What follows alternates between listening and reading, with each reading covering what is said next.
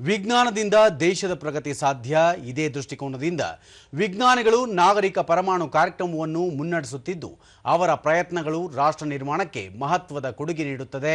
ಅಣುಶಕ್ತಿ, ಪವನಶಕ್ತಿ ಹಾಗೂ ಸೌರಶಕ್ತಿ ಉತ್ಪಾದನಾ ಕ್ಷೇತ್ರಗಳಲ್ಲಿ ದೇಶ ಮುಂಚೂಣಿಯಲ್ಲಿ ಸಾಗುತ್ತಿದ್ದು ಇದಕ್ಕೆ ದೇಶವಾಸಿಗಳೆಲ್ಲರ ಸಹಕಾರ ಅತ್ಯಗತ್ಯವಾಗಿದೆ ಎಂದು ಪ್ರಧಾನಿ ನರೇಂದ್ರ ಮೋದಿ ಹೇಳಿದ್ದಾರೆ. ಇಂದು ತಮ್ಮ ಮನ್ ಕಿ ಬಾತ್ನ 133ನೇ ಸಂಚಿಕೆಯಲ್ಲಿ ಅವರು ದೇಶವಾಸಿಗಳೊಂದಿಗೆ ತಮ್ಮ ಮನದಾಳದ ಮಾತುಗಳನ್ನು ಹಂಚಿಕೊಂಡರು. ಈ ಕುರಿತು ಒಂದು ವರದಿ. मेरे प्यारे देशवासियों, नमस्कार। मन की बात के एक और एपिसोड में आप सबसे जुड़कर खुशी हो रही है. ಪ್ರಧಾನಿ ನರೇಂದ್ರ ಮೋದಿ ಅವರು ಇಂದು ತಮ್ಮ ಮನ್ ಕಿ ಬಾತ್ನ 133ನೇ ಸಂಚಿಕೆಯಲ್ಲಿ ರಾಷ್ಟ್ರ ವಿವಿಧ ಕ್ಷೇತ್ರಗಳಲ್ಲಿ ಮಾಡಿರುವ ಸಾಧನೆಯ ಬಗ್ಗೆ ವಿಶೇಷವಾಗಿ ಉಲ್ಲೇಖಿಸಿದ್ದಾರೆ. ನಾಗರಿಕ ಪರಮಾಣು ಕಾರ್ಯಕ್ರಮವನ್ನು ನಮ್ಮ ವಿಜ್ಞಾನಿಗಳು ಯಶಸ್ವಿಯಾಗಿ ಮುನ್ನಡೆಸಿದ್ದು ಅವರ ಪ್ರಯತ್ನ ರಾಷ್ಟ್ರ ನಿರ್ಮಾಣಕ್ಕೆ ಮಹತ್ವದ ಕೊಡುಗೆ ನೀಡಿದೆ. ಇದರಿಂದ ಕೈಗಾರಿಕಾ ಬೆಳವಣಿಗೆ, ಇಂಧನ ವಲಯ, ಆರೋಗ್ಯ ಕ್ಷೇತ್ರಕ್ಕೆ ಹೆಚ್ಚಿನ ಲಾಭ ದೊರೆತಿದೆ. ಕೃಷಿಯಿಂದ ಹಿಡಿದು ನಾವೀನ್ಯತಾ ವಲಯದವರೆಗೆ ಎಲ್ಲ ಕ್ಷೇತ್ರಗಳಿಗೂ ಭಾರತದ ನಾಗರಿಕ ಪರಮಾಣು ಕಾರ್ಯಕ್ರಮ ನೆರವಾಗಿದೆ ಎಂದು ಪ್ರಧಾನಿ ಹೇಳಿದ್ದಾರೆ. ತಮ್ಮ ಈ ಹೇಳಿಕೆಗೆ ಪೂರಕವಾಗಿ ಪ್ರಧಾನಿ ಅವರು ತಮಿಳುನಾಡಿನ ಫಾಸ್ಟ್ ಬ್ರೀಡರ್ ರಿಯಾಕ್ಟರ್ ಬಗ್ಗೆಯೂ ಪ್ರಸ್ತಾಪಿಸಿದ್ದಾರೆ.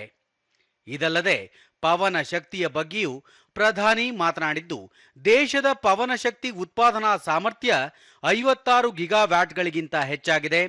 ಪವನ ಶಕ್ತಿಯೇ ಭಾರತವನ್ನು ಮುಂದಕ್ಕೆ ಕೊಂಡೊಯ್ಯುತ್ತಿದೆ, ಭಾರತದ ಅಭಿವೃದ್ಧಿಯ ಹೊಸ ಗಾಥೆಯನ್ನೇ ಬರೆಯುತ್ತಿದೆ. ಇಂದು ಪವನ ಶಕ್ತಿ ಸಾಮರ್ಥ್ಯದಲ್ಲಿ ಭಾರತ ವಿಶ್ವದಲ್ಲಿಯೇ 4ನೇ ಸ್ಥಾನದಲ್ಲಿದೆ. ಇದು ನಮ್ಮ ಎಂಜಿನಿಯರ್ಗಳ ಕಠಿಣ ಪರಿಶ್ರಮ, ಯುವಕರ ಶ್ರದ್ಧೆ ಹಾಗೂ ರಾಷ್ಟ್ರದ ಸಾಮೂಹಿಕ ಇಚ್ಛಾಶಕ್ತಿಯ ಸಂಕೇತವಾಗಿದೆ ಎಂದು ಪ್ರಶಂಸೆ ವ್ಯಕ್ತಪಡಿಸಿದ್ದಾರೆ. ಇದೇ ವೇಳೆ ಸೌರಶಕ್ತಿ ಮತ್ತು ಪವನ ಶಕ್ತಿಗಳು ಭಾರತದ ಅಭಿವೃದ್ಧಿಗೆ ಪೂರಕವಾಗಿದೆ. ಇದರಿಂದ ಕೇವಲ ಪರಿಸರ ರಕ್ಷಣೆ ಮಾತ್ರವಲ್ಲದೆ ಭವಿಷ್ಯವನ್ನೂ ಸಹ ರಕ್ಷಿಸಬಹುದಾಗಿದೆ. ಇದರಲ್ಲಿ ದೇಶವಾಸಿಗಳೆಲ್ಲರೂ ಮಹತ್ವದ ಪಾತ್ರ ವಹಿಸಬೇಕಿದ್ದು ವಿದ್ಯುತ್ ಉಳಿತಾಯ ಮಾಡಿ ಶುದ್ಧ ಇಂಧನ ಬಳಕೆಯನ್ನು ಹೆಚ್ಚಿಸಬೇಕಾಗಿದೆ. ಇಂತಹ ಕ್ರಮಗಳಿಂದ ದೊಡ್ಡ ಮಟ್ಟದ ಬದಲಾವಣೆಗಳನ್ನು ಕಾಣಬಹುದಾಗಿದೆ ಎಂದಿದ್ದಾರೆ. अब भारत का wind energy generation capacity 56 gigawatt से अधिक हो चुकी है. पिछले एक साल में ही करीब 6 गीगावाट नई क्षमता जुड़ी है. विंड एनर्जी में भारत तेजी से आगे बढ़ रहा है और दुनिया भी हमारी तरफ देख रही है. ಪ್ರಧಾನಿ ನರೇಂದ್ರ ಮೋದಿ ಅವರು ತಮ್ಮ ಮನ್ ಕಿ ಬಾತ್ನಲ್ಲಿ ಕರ್ನಾಟಕದಲ್ಲಿರುವ ಬೌದ್ಧ ವಿಹಾರದ ಬಗ್ಗೆ ವಿಶೇಷವಾಗಿ ಪ್ರಸ್ತಾಪಿಸಿದ್ದಾರೆ. ರಾಜ್ಯದ ಕರ್ಮ ವಿಹಾರದಲ್ಲಿ 100 ಎಕರೆಗಳಷ್ಟು ವಿಸ್ತಾರವಾದ ಪ್ರದೇಶದಲ್ಲಿ ಅರಣ್ಯಾಭಿವೃದ್ಧಿ ಮಾಡಲಾಗಿದೆ. 700ಕ್ಕೂ ಹೆಚ್ಚು ಸ್ಥಳೀಯ ಮರಗಳನ್ನು ಸಂರಕ್ಷಿಸಲಾಗಿದೆ. ಆ ಮೂಲಕ ಬುದ್ಧನ ಸಂದೇಶವನ್ನು ಕೇವಲ ಭೂತಕಾಲಕ್ಕೆ ಮಾತ್ರ ಸೀಮಿತಗೊಳಿಸದೆ ಇಂದಿಗೂ ಪ್ರಸ್ತುತವಾಗಿಸಿ ಭವಿಷ್ಯಕ್ಕೂ ಅವಶ್ಯಕ ಎಂಬುದನ್ನು ತೋರಿಸಲಾಗಿದೆ ಎಂದು ಪ್ರಧಾನಿ ಹೇಳಿದ್ದಾರೆ. ನೇತಾಜಿ ಸುಭಾಷ್ ಚಂದ್ರ ಬೋಸ್ ಅವರ ಜನ್ಮ ಜಯಂತಿಯಿಂದ ಗಾಂಧೀಜಿಯವರ ಪುಣ್ಯತಿಥಿಯವರೆಗೆ ಜನವರಿ 23ರಿಂದ ಜನವರಿ 30ರವರೆಗೆ ದೇಶದಲ್ಲಿ ಹಲವು ಕಾರ್ಯಕ್ರಮಗಳನ್ನು ಹಮ್ಮಿಕೊಳ್ಳಲಾಗುತ್ತದೆ. ಅವುಗಳಲ್ಲಿ ಅತ್ಯಂತ ಪ್ರಮುಖವಾದದ್ದು ಬೀಟಿಂಗ್ ದ ರಿಟ್ರೀಟ್. ಸೇನಾ ವಾದ್ಯಗೋಷ್ಠಿಯಲ್ಲಿ ಇದೀಗ ಭಾರತೀಯ ಸಂಗೀತವನ್ನು ಸೇರ್ಪಡೆಗೊಳಿಸಲಾಗಿದೆ.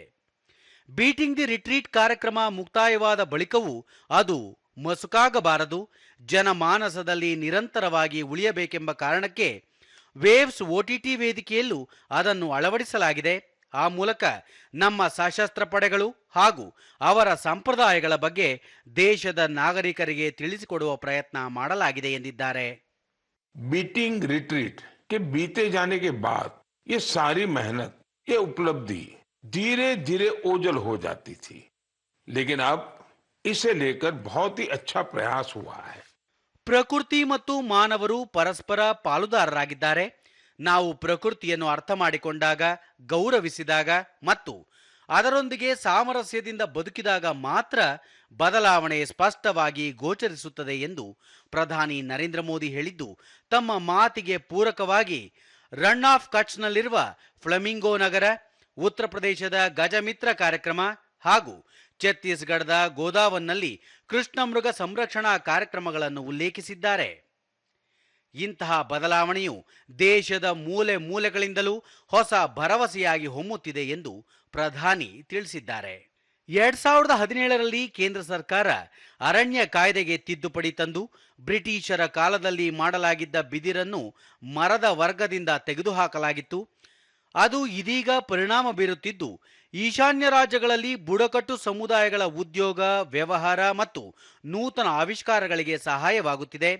ಇಡೀ ಈಶಾನ್ಯದಲ್ಲಿ ಬಿದಿರು ವಲಯ ಪ್ರವರ್ಧಮಾನಕ್ಕೆ ಬರುತ್ತಿದೆ. ಜನರು ಅದರ ಮೌಲ್ಯವರ್ಧನೆ ಮಾಡಿ ಆರ್ಥಿಕವಾಗಿಯೂ ಲಾಭ ಪಡೆಯುವಂತಾಗಿದೆ.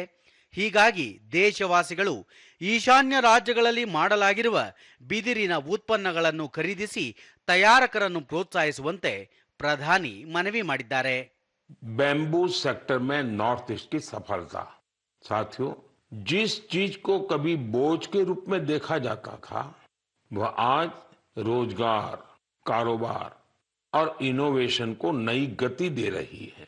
हमारी माताएं बहनें इसकी सबसे बड़ी लाभार्थी हैं. ಫ್ರಾನ್ಸ್ನ ಬುಡೋಡಕ್ಸ್ನಲ್ಲಿ ನಡೆದ ಯುರೋಪಿಯನ್ ಗರ್ಲ್ಸ್ ಮ್ಯಾಥಮೆಟಿಕಲ್ ಒಲಿಂಪಿಯಾಡ್ನಲ್ಲಿ ಮುಂಬೈನ ಶ್ರೇಯಾ ಮುಂದ್ರಾ, ತಿರುವನಂತಪುರಂನ ಸಂಜನಾ ಚಾಕೋ, ಚೆನ್ನೈನ ಶಿವಾನಿ ಭರತ್ ಕುಮಾರ್ ಮತ್ತು ಕೋಲ್ಕತ್ತಾದ ಶ್ರೀಮೋಯಿ ಬೇರಾ ಅವರಿದ್ದ ತಂಡ ಭಾಗವಹಿಸಿದ್ದು ಭಾರತೀಯ ತಂಡ ವಿಶ್ವದಲ್ಲೇ 6ನೇ ಸ್ಥಾನ ಪಡೆದುಕೊಂಡಿದೆ. ಅವರಲ್ಲಿ ಶ್ರೇಯಾ ಚಿನ್ನ, ಸಂಜನಾ ಬೆಳ್ಳಿ ಹಾಗೂ ಶಿವಾನಿ ಕಂಚಿನ ಪದಕವನ್ನು ತಮ್ಮದಾಗಿಸಿಕೊಂಡಿದ್ದಾರೆ. ಈ ಗೆಲುವು ಭಾರತಕ್ಕೆ ಹೆಮ್ಮೆ ತಂದಿದೆ ಎಂದು ಪ್ರಧಾನಿ ಹೇಳಿದ್ದಾರೆ. इस ओलंपियाड में हमारी बेटियों ने अब तक का सबसे बेहतरीन प्रदर्शन किया. मुझे इस प्रतिभाशाली टीम पर बहुत गर्व है. ತಮ್ಮ ಮನ್ ಕಿ ಬಾತ್ನಲ್ಲಿ ಪ್ರಧಾನಿಯವರು ಈ ಬಾರಿ ದೇಶಾದ್ಯಂತ ಆರಂಭಗೊಂಡಿರುವ ಜನಗಣತಿಯ ಬಗ್ಗೆ ವಿಶೇಷವಾಗಿ ಉಲ್ಲೇಖಿಸಿದ್ದಾರೆ. ಇದು ವಿಶ್ವದ ಅತ್ಯಂತ ದೊಡ್ಡ ಜನಗಣತಿ ಅಭಿಯಾನವಾಗಿದ್ದು ಸಂಪೂರ್ಣ ಜನಗಣತಿಯನ್ನು ಡಿಜಿಟಲ್ ಮಾಧ್ಯಮದ ಮೂಲಕ ದಾಖಲಿಸಲಾಗುತ್ತಿದೆ. ಹಾಗಾಗಿ ಇದು ಮೊದಲಿನ ಅನುಭವಕ್ಕಿಂತ ವಿಭಿನ್ನವಾಗಿರಲಿದೆ. ಈಗಾಗಲೇ ಪ್ರಾಯೋಗಿಕವಾಗಿ ಹಲವು ರಾಜ್ಯಗಳಲ್ಲಿ ಸ್ವಯಂ ಜನಗಣತಿ ಕಾರ್ಯ ಪೂರ್ಣಗೊಂಡಿದೆ. ಆ ರಾಜ್ಯಗಳಲ್ಲಿ ಮನೆಗಳ ಪಟ್ಟಿ ಮಾಡುವ ಕೆಲಸ ಆರಂಭಗೊಂಡಿದ್ದು ಇಲ್ಲಿಯವರೆಗೆ 1,20,00,000 ಕುಟುಂಬಗಳ ಪಟ್ಟಿ ಮಾಡುವ ಕೆಲಸ ಪೂರ್ಣಗೊಂಡಿದೆ. ಜನಗಣತಿ ಕೇವಲ ಸರ್ಕಾರಿ ಕೆಲಸವಲ್ಲ, ಅದು ಎಲ್ಲರ ಜವಾಬ್ದಾರಿ.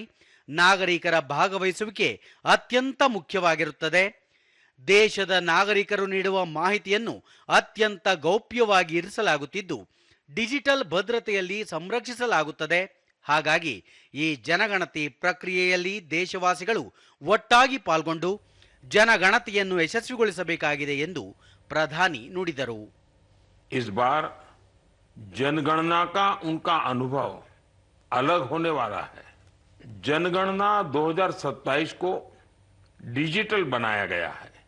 सारी जानकारी सीधे डिजिटल माध्यम में दर्ज हो रही है. ಭಾರತೀಯ ಚೀಸ್ ಉತ್ಪಾದನೆಯ ಬಗ್ಗೆ ಪ್ರಧಾನಿ ನರೇಂದ್ರ ಮೋದಿ ಅವರು ವಿಶೇಷವಾಗಿ ಉಲ್ಲೇಖಿಸಿದ್ದಾರೆ. ಜಮ್ಮು ಕಾಶ್ಮೀರದ ಕಲಾರಿ ಚೀಸ್, ಸಿಕ್ಕಿಂ, ಅರುಣಾಚಲ ಪ್ರದೇಶ, ಲಡಾಖ್ನ ಜುರುಪಿ, ಮಹಾರಾಷ್ಟ್ರ, ಗುಜರಾತ್ನ ಸ್ಫೂರ್ತಿ ಚೀಸ್, ಡೋಪ್ಲಿ ಪನ್ನೀರ್ಗಳನ್ನು ಉದಾಹರಿಸಿರುವ ಪ್ರಧಾನಿ ದೇಶದಲ್ಲಿ ಈ ಚೀಸ್ನ ರುಚಿಯ ವ್ಯಾಪ್ತಿ ಬಹಳ ವಿಶಾಲವಾಗಿದೆ. ಅನೇಕ ಭಾರತೀಯ ಕಂಪನಿಗಳು ಈ ವಲಯದಲ್ಲಿ ಹೂಡಿಕೆ ಮಾಡುತ್ತಿವೆ. ನಮ್ಮ ಉತ್ಪನ್ನಗಳು ವಿಶ್ವ ಮಾನದಂಡಗಳೊಂದಿಗೆ ಮುಂದುವರಿಯುತ್ತಿವೆ. ಇದರ ಪರಿಣಾಮವಾಗಿ ಭಾರತೀಯ ಚೀಸ್ ದೇಶದ ಗಡಿಗಳನ್ನು ಮೀರಿ ವಿಶ್ವ ಮಾರುಕಟ್ಟೆಯನ್ನು ತಲುಪುತ್ತಿದೆ. ಭಾರತದ ರುಚಿ, ಸಂಪ್ರದಾಯ ಹಾಗೂ ಗುಣಮಟ್ಟ ವಿಶ್ವದ ಜನರಿಗೆ ಹೊಸ ಅನುಭವವನ್ನೇ ನೀಡುತ್ತದೆ ಎಂಬ ನಂಬಿಕೆ ತಮಗಿರುವುದಾಗಿ ಪ್ರಧಾನಿ ನರೇಂದ್ರ ಮೋದಿ ಅವರು ವಿಶ್ವಾಸ ವ್ಯಕ್ತಪಡಿಸಿದ್ದಾರೆ. आज भारतीय चीज दुनिया भर में अपनी जगह बना रही है. ब्रेकफास्ट हो, लंच हो या डिनर, दुनिया की प्लेटों में भारत का स्वाद पहुंच रहा है. ಮೇ ತಿಂಗಳಿನಲ್ಲಿ ಆಚರಿಸಲಾಗುವ ಪೋಚಿಶೆ ಬೋಯಿಶಾಕ್ ಗುರುದೇವ ರವೀಂದ್ರನಾಥ ಟ್ಯಾಗೂರ್ ಅವರ ಜಯಂತಿ ಹಾಗೂ 1857ರ ಪ್ರಥಮ ಸ್ವಾತಂತ್ರ್ಯ ಸಂಗ್ರಾಮ ದಿನಾಚರಣೆಯ ಬಗ್ಗೆಯೂ ಪ್ರಧಾನಿ ತಮ್ಮ ಮನದ ಮಾತಿನಲ್ಲಿ ಉಲ್ಲೇಖಿಸಿದ್ದು ಜನರಲ್ಲಿ ದೇಶಭಕ್ತಿಯ ಚೈತನ್ಯವನ್ನು ಜಾಗೃತಗೊಳಿಸಿದ ಭಾರತ ಮಾತೆಯ ಎಲ್ಲಾ ಪುತ್ರರಿಗೆ ತಾವು ನಮಸ್ಕರಿಸುವುದಾಗಿ ಹೇಳಿದ್ದಾರೆ. मेरे लिए शांति निकेतन की यात्राएं अविस्मरणीय रही। ये वही इंस्टीट्यूशन है जिसे उन्होंने पूरे समर्पण भाव से सींचा और संवारा था। उन्हें एक बार फिर मेरी विनम्र श्रद्धांजलि। ಪ್ರಸಕ್ತ ಶಾಲಾ ಮಕ್ಕಳಿಗೆ ಬೇಸಿಗೆ ರಜಾ ಕಾಲವಾದ್ದರಿಂದ ಈ ಅವಧಿಯಲ್ಲಿ ಮಕ್ಕಳು ರಜೆಯನ್ನು ಅರ್ಥಪೂರ್ಣವಾಗಿ ಆನಂದಿಸಬೇಕು ಹಾಗೂ ಹೊಸದನ್ನು ಕಲಿಯಲು ಪ್ರಯತ್ನಿಸಬೇಕು. ಎಲ್ಲಕ್ಕಿಂತ ಹೆಚ್ಚಾಗಿ ಆರೋಗ್ಯದ ಬಗ್ಗೆ ಸಂಪೂರ್ಣ ಕಾಳಜಿ ವಹಿಸಬೇಕೆಂದು ಪ್ರಧಾನಿ ನರೇಂದ್ರ ಮೋದಿ ದೇಶವಾಸಿಗಳಿಗೆ ಮನವಿ ಮಾಡಿದ್ದಾರೆ. अगले महीने आपसे फिर मुलाकात होगी, कुछ नए विषयों के साथ, देशवासियों की कुछ नई उपलब्धियों के साथ। बहुत बहुत धन्यवाद। नमस्कार।